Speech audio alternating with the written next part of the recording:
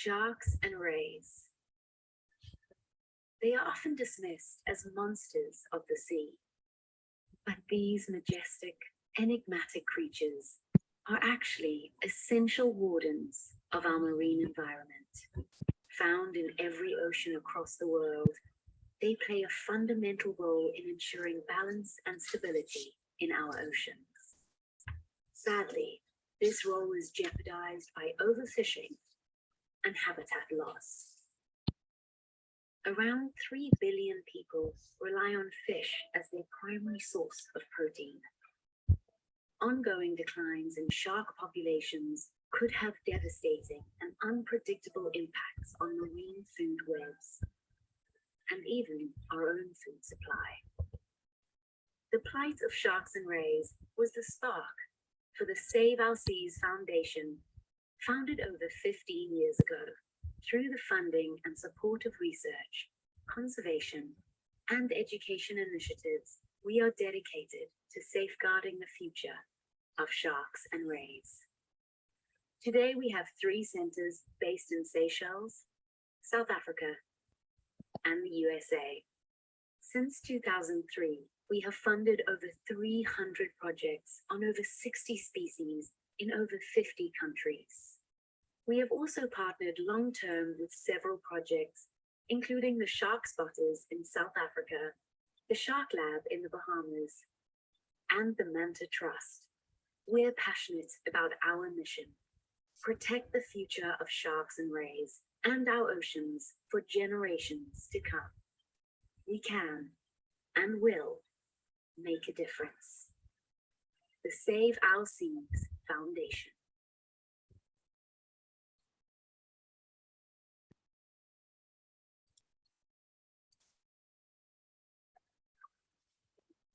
Legends of the deep, ancient and elusive, they are the keepers of balance in our oceans.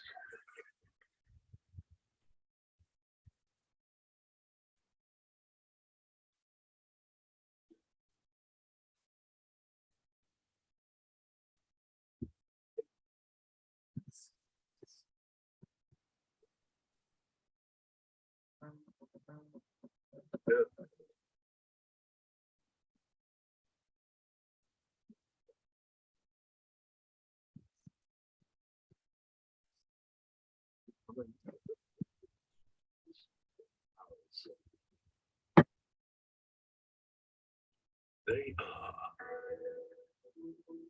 super sharks.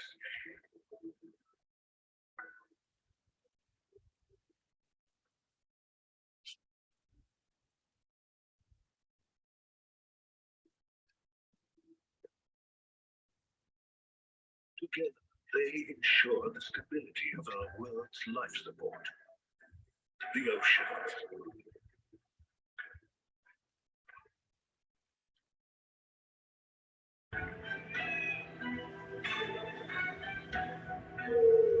Our oceans need super sharks. We need them, and they need our help.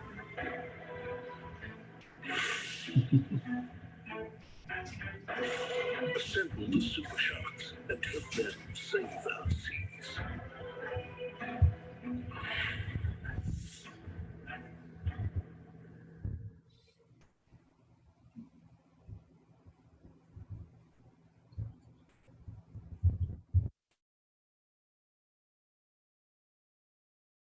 Sharks and rays. They are ancient, enigmatic, misunderstood, and essential to our oceans. But these important animals are equally needs protection. Was the Save Our Seas Foundation created through supporting research, conservation, and education? We work to ensure a future for sharks and rays. The Save Our Seas Foundation. Together, we can make a difference.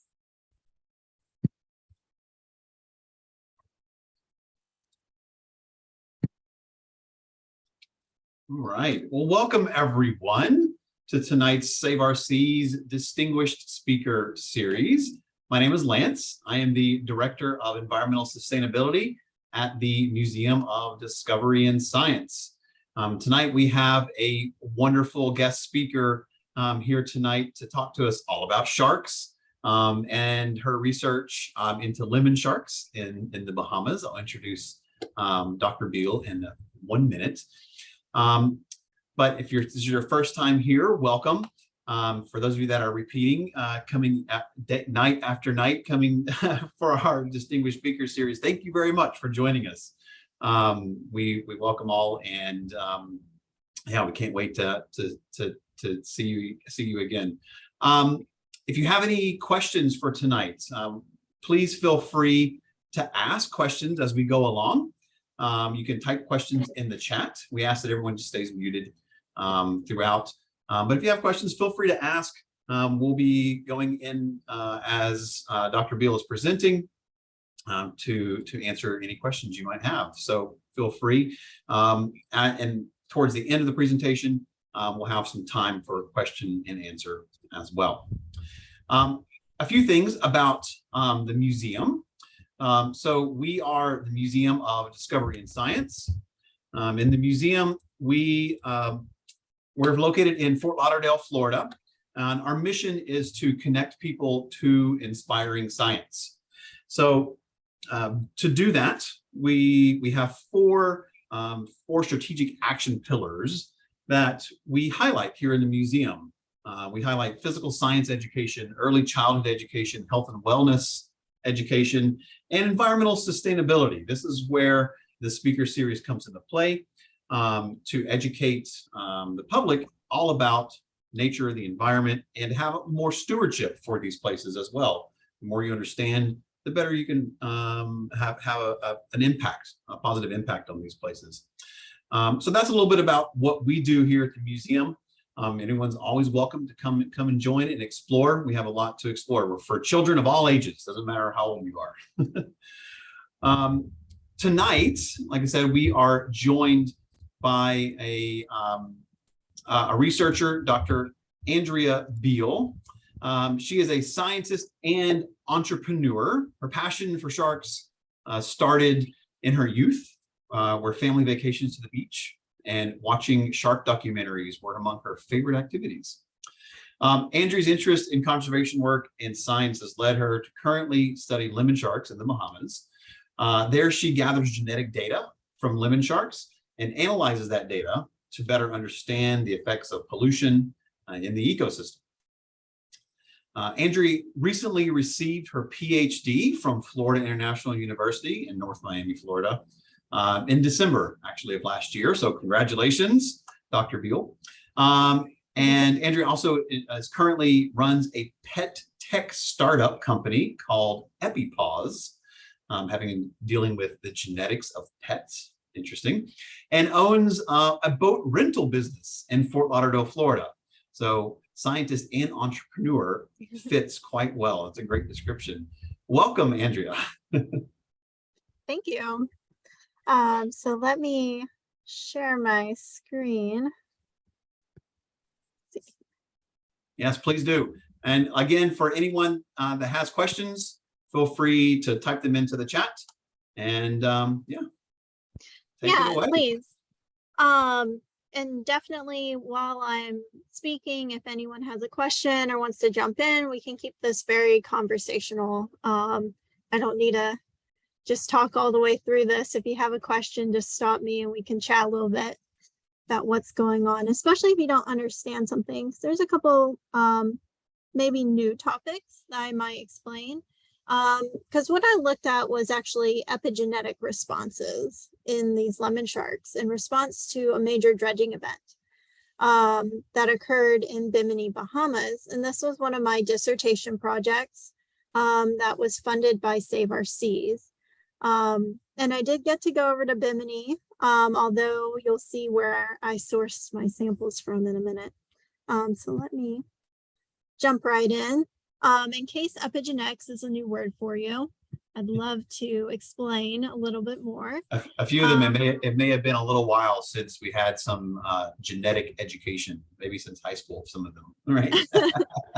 Okay, Please no explain. problem. Yes, absolutely. So with epigenetics, we're talking about phenotypic changes, so what we physically see, although it's not related to a change in the DNA sequence. So we know our genes dictate these phenotypes that we see, but at the same time, there's a lot of influence from the environment going on. So there are actually several different epigenetic mechanisms out there. One that we'll get into what we're going to talk about today, but there's histones, histone acetylation, there's modifications to these histones that can happen, there's DNA methylation, all these things revolving around DNA, but don't worry, we don't need to know them all. These epigenetic markers are highly influenced by the environment. That's what makes them so great for environmental studies, as we'll get into. And so your environment includes pollutants down to what you eat, whether you exercise or not. So epigenetics is very applicable to health for humans as well. And these epigenetic marks are potentially heritable. So they have big impacts when things happen in the environment and influence an organism. They can potentially be passed down to the next generation. So it's something we want to start studying and understanding. So can I ask just one quick question? So basically it's environmental factors can control what an individual looks like. Yes, right? Absolutely. And I'm glad you're saying it like this, because this is the reason. So like if you have identical twins and then one of them has this mole and the other doesn't, it's something different in that particular environment for one person versus another that influenced that mole to be in that spot. Or you see identical twins with the exact same DNA and one of them develops cancer at a young age and the other never develops cancer. It's something in their environment that influences that. Because I think that's a really important point to make, because a lot of people think of the environment and they think of, pollution and its direct impacts on our outside of our body, maybe the inside of our body with cancers and these kind of things, but to affect like the environment that these animals and even us, right, like you're saying, grow up in, affects what they physically look like. It's kind of amazing. It is amazing. That's why I love studying epigenetics. It's just I have a few more examples coming up for how this might happen. So the epigenetic molecule that we're going to talk about today, and the one that has been studied the most, is DNA methylation. And so this is a methyl group that attaches to the outside of the DNA. And in vertebrates, it's most often occurring at a cytosine, so a C in the DNA sequence. And it's often next to a G, so we call that a CPG site, a cytosine next to a guanine. And so you'll hear me say CPG site, so I like to explain that. So when I'm referring to it later, you're not like, whoa. So in vertebrate genomes, these marks are widespread across the genome. They help stabilize the genome. They work in transcription regulation, and that's what genes get turned on and off. And they play a major role in the aging process. I always like to mention that because I'm all about age stuff. A great example of how DNA methylation works is the agouti gene in mice. So this is one of these classic examples that has been around. So in mice, when the agouti gene has methylation, you see a thin brown mouse. So on the right over here, when it's present, and this is a normal phenotype for a mouse. If it's not present on the agouti gene, we see this yellow obese mouse, this phenotypically diseased mouse over here. And what's really amazing about this is whether or not that DNA methylation is present on the agouti gene is influenced by the mother's diet. If she was exposed to certain chemicals while she was pregnant, this determines whether or not this DNA methylation will be present and how her offspring will fare. So I just want to make sure I'm understanding correctly. So in the slide here, so it shows the amino acids of a DNA sequence, right? The adenine, cytosine, guanine, right? Thymine. So this is what a DNA sequence is made of. So if you put that methyl group in certain spots, not affecting the DNA structure. The DNA is the same. You just add these little spots to the outside of it. It changes what they look like. Yes. Okay. Absolutely. Yep. And so essentially it's turning off this agouti gene, or turning on this agouti gene. And so you see a different phenotype. And then with these methylation marks, we also see a change in the pattern of the overall across the genome in relation to things like seasons. This is a colleague of mine's study on coral, and they saw this pattern change. I wonder if let me see. There we go. Let's have a laser pointer on here.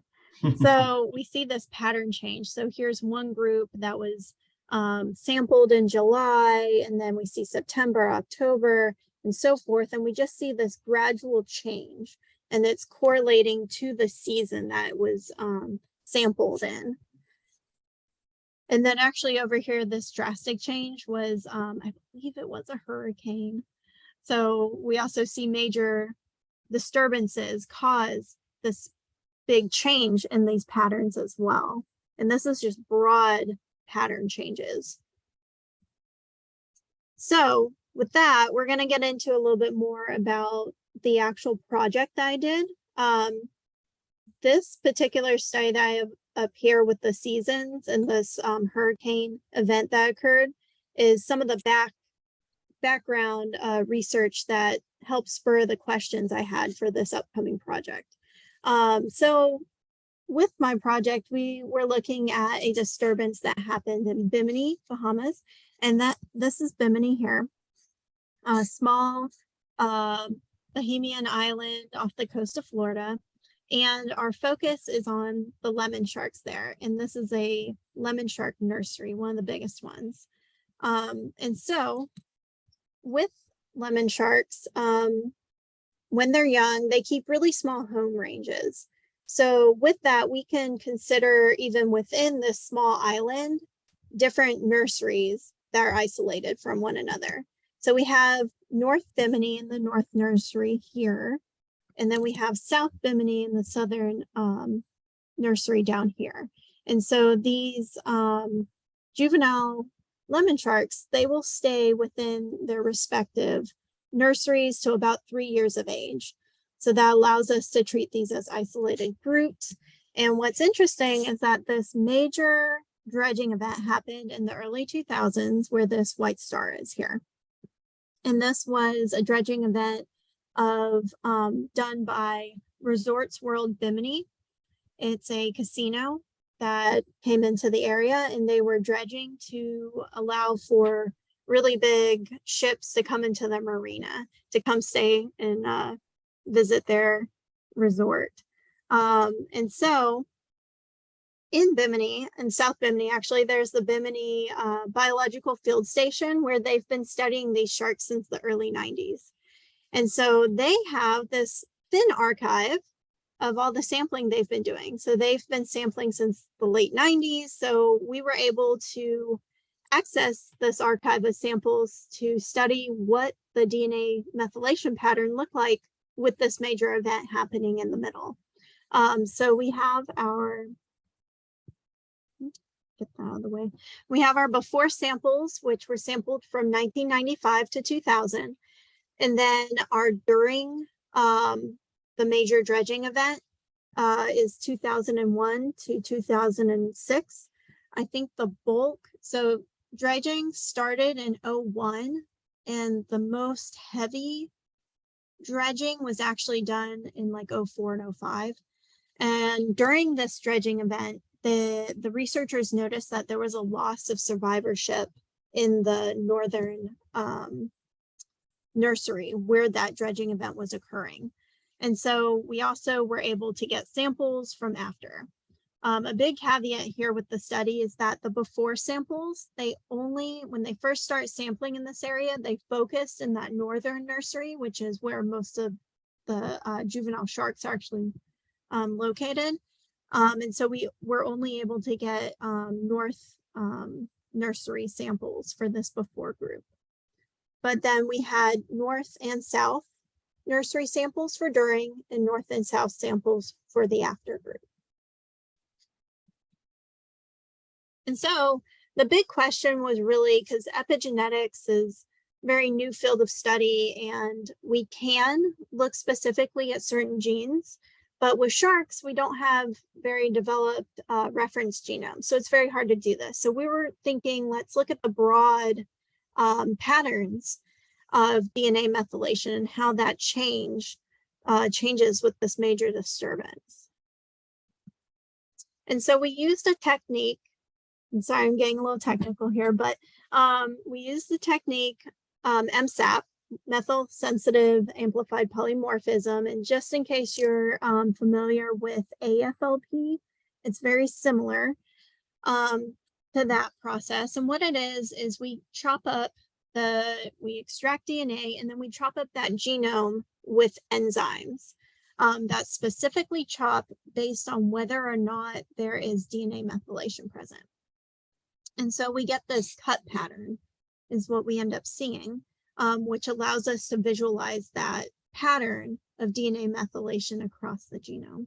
And so with this graphic over here, we have the two enzymes. We use MSP1 and HPA2, and they both recognize this sequence, CCGG, but they cut based on what kind of DNA methylation is present or not present. So if it's an unmethylated target that comes along the DNA sequence, it sees CCGG and there's no methylation present, both of these enzymes are going to cut the DNA sequence there.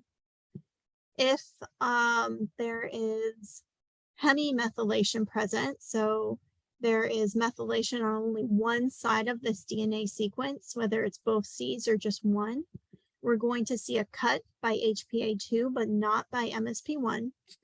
And then if there is, say, hypermethylation down in this quadrant, we see neither of them cut. And then if we're only seeing a cut by MSP1, but not by HPA2, then we have internal C methylation. And the stars are representing the methyl groups, just I should have said that first. And so what we see is if we were to run this DNA out on a gel, we would see marks on the gel for if there was a cut or not a cut present. So here we see that both of them cut in this first one. So here's one sample, here's another sample, and you can compare them, right? So on this sample, we have two cuts. So two cuts is an unmethylated target here. Versus this one, we have a cut by HPA, but not by MSP. So we have a hemimethylated target right here. And so we can compare the patterns between sample 1 and sample 2 and see how they differ. And so this could be, say, sample 1 is the before group, sample 2 is the during group, and we can compare those two patterns. So that's essentially what we did for our study. All right, so I just want to make sure I understand, right? Is that okay? Absolutely. So when you have a DNA sequence, the DNA sequence gets read. Your body, the cell reads that DNA sequence, that instructions of what to do, right? Using enzymes, right? So the enzymes run down the DNA sequence and it spits out instructions that go off to the cells and it spits out RNA. And then that RNA gets translated by the cell to do something, to change the cell in a certain way or to make a protein, right? So by running that MSPL and the HPALL enzyme down, right, it would cut the DNA sequence at certain points, right? And when it did that, it made marks in your gel like samples, right? So Yeah, it's a physical thing that you see. Yeah, it's fragmenting the DNA. And so this on this gel, we can run DNA out on a gel and visualize it and see these fragments that we've created. Right. Okay.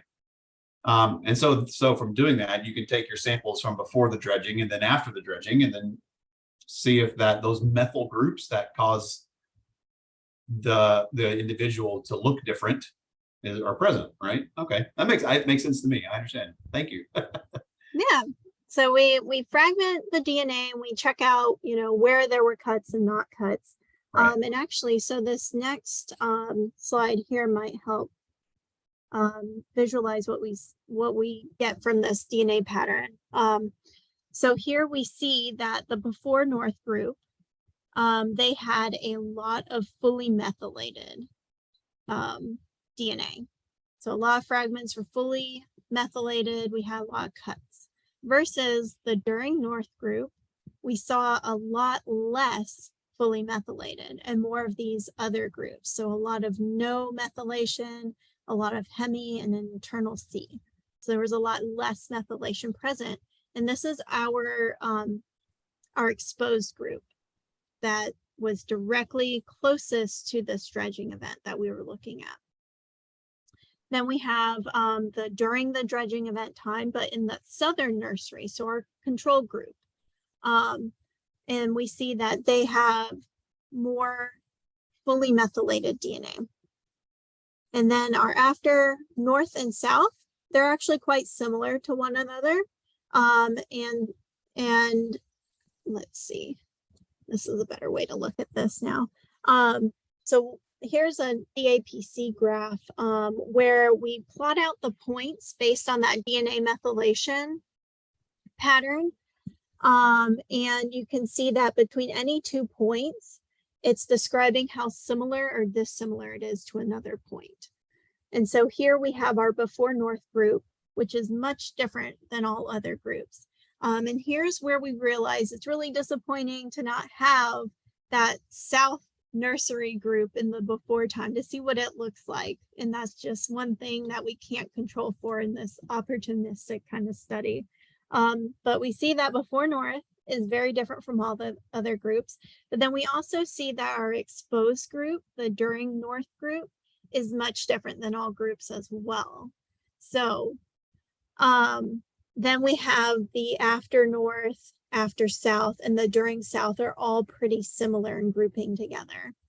So these graphs down here, B and C, kind of hone in on the different axes. So B is as if you're looking at this y-axis across it. And, oh, I'm sorry, looking at the x-axis, sorry, this way. And so you see this before North group, much different from the other groups, right? And then C is as if we're looking at the y-axis, so this way, and that's where you can see that our during North, our exposed group is separating out from all other groups over here. And this is in their DNA methylation pattern. What we can do is look even deeper. And so this is the actual fragments, individual fragments that we got from our analysis. And you can see which fragments are driving this differentiation. And so this is exciting for future studies. This is where if we had good reference genomes, we could go in and pull these fragments and actually sequence and see what parts of the genome were affected by this dredging event. In this instance, we don't have good reference genomes, so it's not worth us going and trying to sequence and doing all that extra work to try and figure out what's the effect of this dredging event upon the actual shark. But this is something that we can come back later once we have those reference genomes and actually do future work and find out, so what happens to a shark when this dredging event happens and their environment's turned upside down, like what physically affects them. That's really cool. So the graphs, just to interpret them a little bit. So the graph that's labeled A, just the further apart these groupings are, these samples are from one another, the more different they are. Right. So the less methylation they have based on the ones before. So the further they are apart in the graph, the more different they are. I get it. That's really cool. So you could say, like for future studies, you could say, we know this dredging project is going to happen. Like it happens in, or maybe it's like a beach renourishment situation off our coast here in like Fort Lauderdale. We have that happen all the time. Sometimes they dredge to get the sand for it. If we know that's going to happen, then maybe a researcher like yourself could then go ahead of time, maybe get that foundational sample right before, and then sample during and then after, and see what that effect is, right? That's really cool. Right. Absolutely. And so actually something that I talked about a lot during my dissertation was the need for long-term study of epigenetic biomarkers, because you kind of need that baseline of what's normal. And like I showed before, we know that seasons have an effect on this overall pattern. So we need to know what normal looks like in order to visualize what the disturbance is causing, right? And so like in this case here, unfortunately, we don't have before south samples. So we just have to take before north as the original normal, right? And then we see that there's this big change when the dredging event occurs here. And luckily we had during south samples, and we see them over here. So we're going to assume that this is the new normal during the time frame. And it's very similar. We see the after north returning back to normal is how we interpret this. So these baselines, they're really important. And that's my big, what I advocate for is that we need more money for conservation to go towards these long-term studies that are out there. There's like a long-term study in the Everglades, right? And they're sampling and getting tissues all the time. It would be great to designate some of that money towards doing things like this, like the broad epigenetic patterns. So that way, when we go back through or something major happens, we have, oh, I don't know, a spill or something, you know, a chemical spill, and we want to figure out what's going on, we have that normal baseline to look at and see how things have changed since then, and be able to correlate better to the different things in the environment that are changing. Yeah, that totally makes sense. And so that's all I prepared for tonight. But thank you everyone for listening. And if you have any questions, we can chat some more. And I do my shameless pitch. I'm a new graduate from my PhD, and I started a company, EpiPause. So please go check that out, especially if you have pets. We're working to hopefully design some epigenetic biomarkers that can help identify when disease is starting to develop. So that way we're more proactive and we can get ahead of diseases and hopefully avoid some of them. Very nice.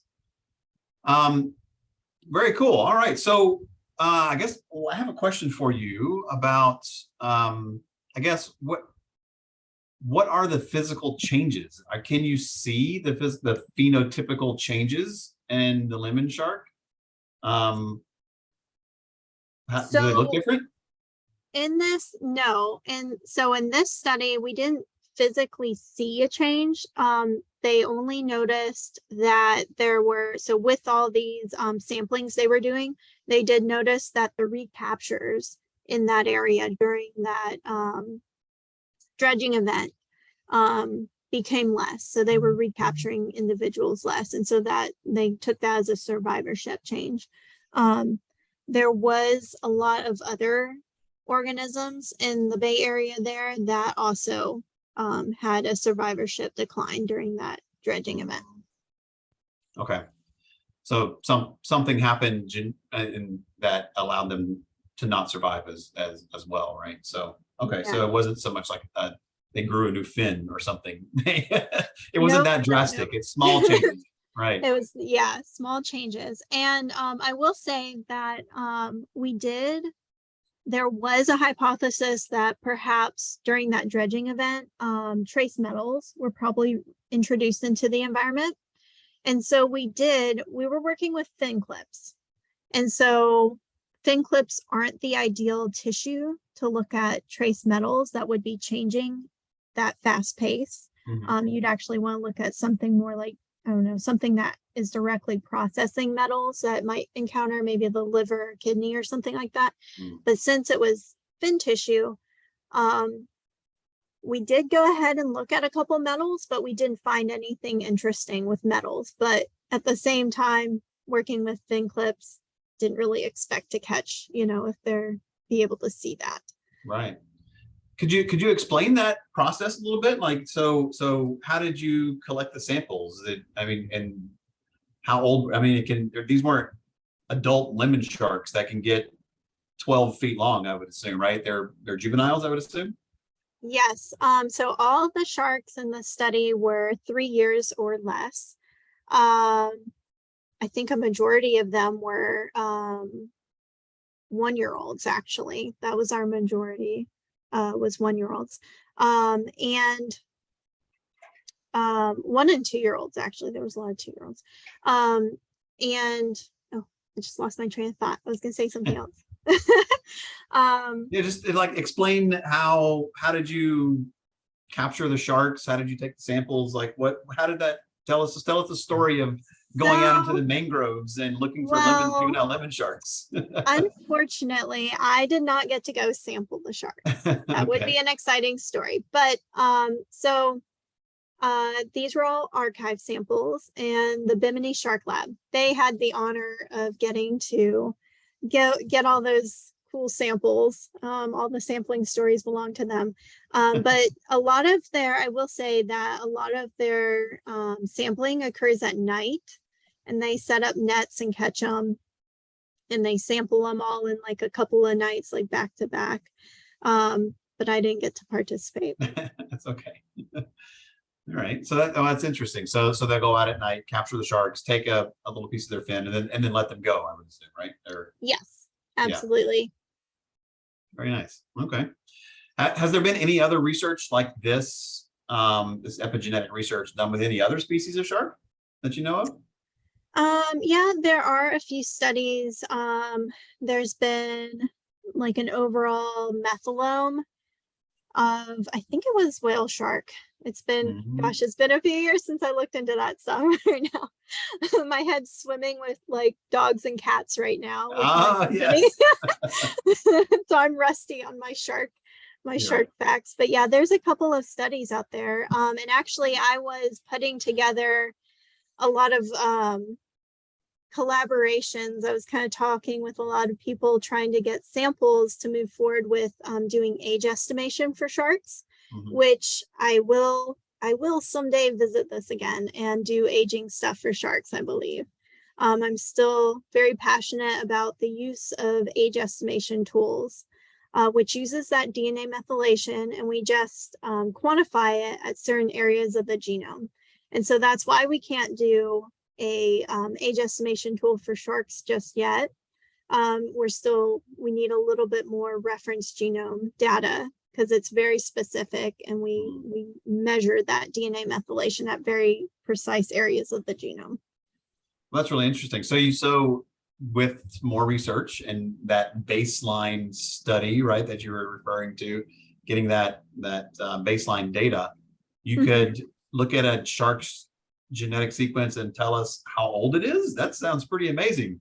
What's your range? Like, is it like, what's your accuracy on that?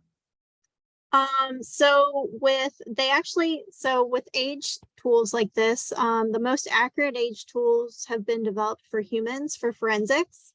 So that way in that blood splatter, they can not only say, oh, it's male or female, they can also say, hey, they're also about 46 years old Right. or something like that. And that accuracy is about at 97%, I think is the highest accuracy, 98% maybe. And then we see with dolphins, because I did an age tool for dolphins during my dissertation. But since I did my age tool, that was one of my first projects in my dissertation. More studies with new technology came out in the age tool stuff for dolphins. And I think the latest accuracy for dolphins was at about 95 or 97%, somewhere in there. They got way up there. The problem with really saying that accuracy is that we do notice that the age tests that they create tend to be population specific. So we're still working on a better tool that's more general. You see, Okay. you see that 95% accuracy with this one population, but then when you take it across the world and do it, you seem to lose some of that accuracy. Right, because the environment there is different, right? Yep, exactly. So Yeah. we're trying to isolate for parts of the genome that are very correlated to that age and less of the environmental influence around that. But with aging, you know, we know that age is highly influenced by the environment. So it's hard to avoid that. That's really cool. The power of genetics is really amazing. It's unending, like all the things you can figure out about just by looking at a DNA sequence and everything that's attached to it. I know just from personal interest that there's all this leading research with trace genetics and sampling water and looking at the DNA fragments in a water sample to say, oh, a shark was, or this species of shark was present in the water just because this little small fragment of DNA was in the water. Is that something that could be useful to studying? I don't know. I'm just trying to think about like ways to get more baseline data, right? So yeah, no, and that's true. I don't know of any studies trying to look at, so with that, I mean, it's little fragments of this or that. I don't think that's enough to really help with the baseline for the DNA methylation, unfortunately. But it is really like that has just advanced our ability to know for conservation, you know, what is possibly present. The last thing I heard about eDNA studies was they were trying to correlate what they found in the water with the number of individuals in the water. So not just, oh, we know this species is present, but there's probably 10 of them here. Oh, that's so amazing. That's really cool. Yeah. Well, that's super helpful for all kinds of reasons, for sustainable fisheries, to know population sizes and catch limits, and oh, super wow. Powerful. Yeah, that's really amazing. Yeah. Well, I do have a few more questions for you. I generally ask a lot of our distinguished speakers some set questions that are a little more broad. And the first one being, you know, there could be some younger people in the audience that are really interested in getting involved in this type of research. And so we're just wondering if you could kind of highlight your journey. How did you get involved in this? How did you get involved in researching genetics of lemon sharks, you know, and looking for these things, and just in general, kind of tell us your story. Yeah, so so as an undergrad, I started studying DNA in general, and I was actually looking at population genetics in cotton rats, so nothing marine at all. And then I went on to do my master's, where I started studying RNA, and I wanted to work with seahorses so bad at that time, but I ended up working with pipefish, which are very closely related, and did the transcriptome for pipefish, and I compared male and females brain transcriptomes. And then from there, I really wanted to work with sharks. I had always, you know, been partial to sharks and thought they were so cool. I was living in Texas at the time, nowhere near the ocean. So I started looking for a PhD where I could work with sharks. And I happened to come across the lab. I ended up in Dr. Aaron Lopez's lab. And he actually has a focus, his lab generally studies a lot of coral. So not sharks, but there was this ad for epigenetics, and that was actually what attracted me to his lab, was epigenetics. I didn't know about epigenetics yet. So I decided I wanted to check that out. And when I talked to him, it was perfect. He was just like, yeah, I'm open to, you can make your own study if you want. So I asked if I could try to do something with sharks or He had some work, I guess he had done with sharks in the past. And then also he was interested in possibly doing something with marine mammals from the other labs at FIU. And so, yeah, he said I could do whatever I want. So I came, I said, all right, I'll be there. We'll give it a try. But yeah, definitely the best way to get into this is to start looking at different labs. Like say if your starting point is, so I had two things. I had sharks that I really wanted to work with. So I was looking around in that direction. And there's a lot of great shark biologists at FIU, which kind of led me over there. And then I came across epigenetics, another topic that I was just interested in. And so when I reached out, it just kind of came together. And that's really how you get into something like this, is to go looking for your interest and start talking. Right. That's how you're going to get into a lab and be invited to do an upper level degree like this. Yeah, well, that's amazing. Yeah, so following your interest, that's been a very common refrain from all of our distinguished speakers. It's just like, yeah, if you like it, go do it, right? Don't be hesitant. And whether or not you're young or not, like you should, that's a good life lesson in general, right? Yeah, try to follow something you want to do, because I'm telling you, no matter what you choose, there's going to be challenges. So having a passion for whatever you've chosen to do, really, it goes a long way. And it was great that I guess it aligned perfectly for Save Our Seas to fund your research too, right? That was nice. Well, speaking of funding and these kind of things, so let's imagine a scenario where you're given a blank check for your project. How would you expand upon it? What would you do next? I think you kind of touched on that a little bit, but elaborate more on that, because you never know who's listening, right? What would you do next, right? If you were given more funding to continue your research? Absolutely. So during my dissertation, I did apply a couple times to do a reference genome for lemon sharks, because they make a great model species for what we're doing, especially with those archive samples that Bimini has. It's just the perfect, experimental design right there with our dredging event and everything. So I would definitely get that reference genome that we need for lemon sharks. So that way we can go back and see, what genes were affected by that dredging event, and kind of try to get down to the bottom of whether or not trace metals played a role. Because that has implications for future dredging events, right? They do put up things to try and control that plume of silt that comes up when they start dredging. But, it could be that trace metals really get reintroduced into the environment along with other pollutants. It could be other things too. But yeah, trying to get to the bottom of that would be something I would do. And then I would definitely, expand on that with that reference genome to get my shark age test done for sure. Like that's where my passion lies, is using these age tools for conservation work. It's so powerful. It's game changing. So.